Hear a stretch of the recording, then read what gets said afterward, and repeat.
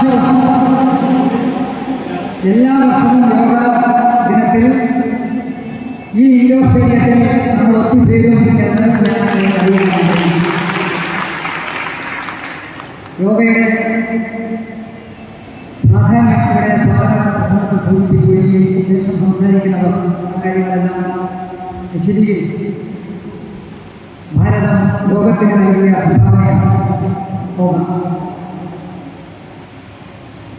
ഇതൊരു കലയാണെന്ന് ചോദിച്ചാൽ കലയാണ്, ഇതൊരു അഭ്യാസമാണെന്ന് ചോദിച്ചാൽ അഭ്യാസം.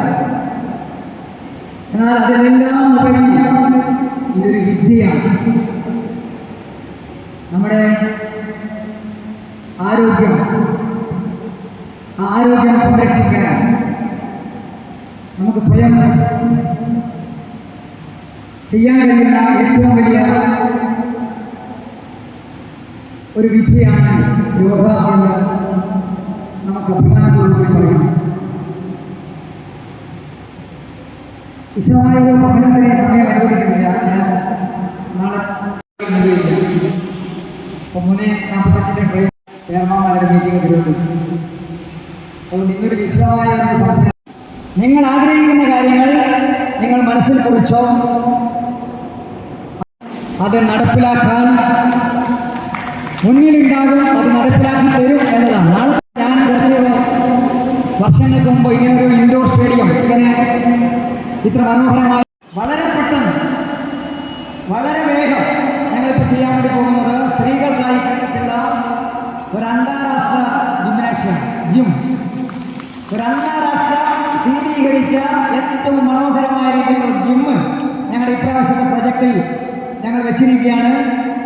കാഞ്ഞങ്ങാട്, അത് കാഞ്ഞങ്ങാട്ടുകാർക്ക് മാത്രമല്ല, കാഞ്ഞങ്ങാട് എത്തിച്ചേർന്ന 1 മണിക്കൂർ കളിക്കണമെന്ന് ആഗ്രഹിക്കുന്ന, ജിമ്മിൽ കളിക്കണമെന്നില്ല ഏത് സ്ത്രീകൾക്കും അവിടെ വന്ന് ജിമ്മിൽ അവർക്ക് ആരോഗ്യം സംരക്ഷിക്കാൻ ആവശ്യമായ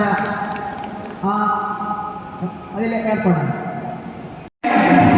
അപ്പോൾ സമസ്ത മേഖലകളിൽ അതിൻ്റെ ഗുണമുണ്ടാകും.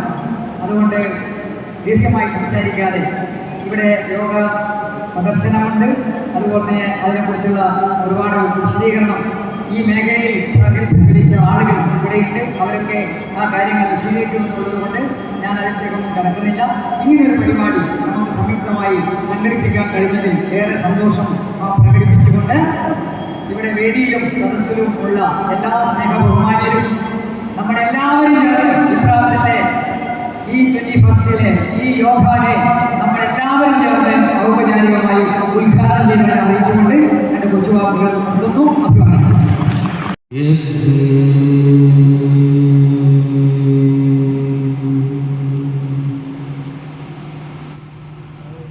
ഒന്നുകൂടെ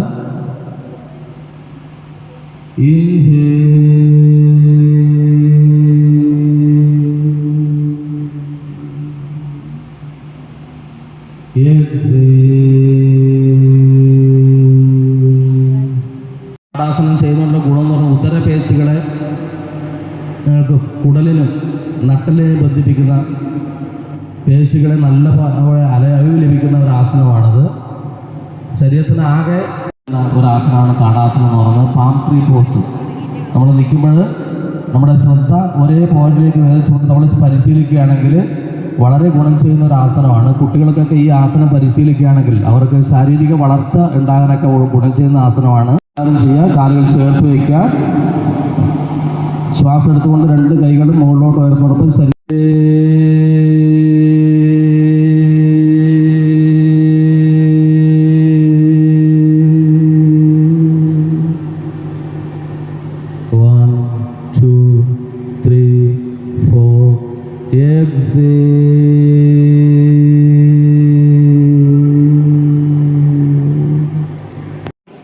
ശ്വാസം എടുത്തുകൊണ്ട് ഇടത് കൈ മുകളിലോട്ട് ഉയർത്തുക.